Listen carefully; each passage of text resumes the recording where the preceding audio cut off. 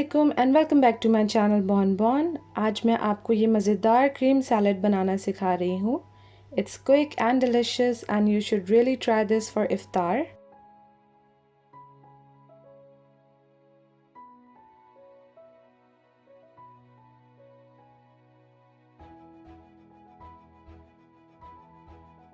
तो सबसे पहले एक बोल में क्रीम, मेयोनेज़, मिल्क,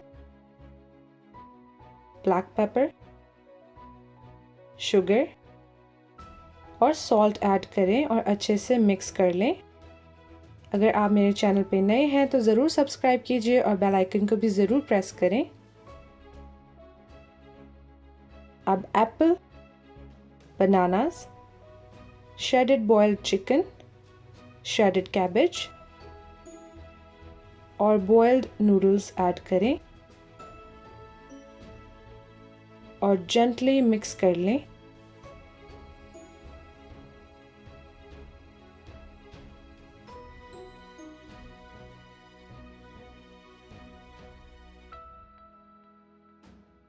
अगर सैलेड में थोड़ा सा कलर चाहिए तो आप चॉप्ड स्ट्रॉबेरीज भी ऐड कर सकते हैं and then mix the strawberries in as well.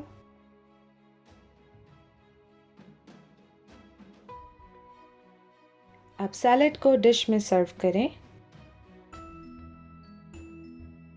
और स्ट्रॉबेरी स्लाइसेस से गार्निश करें।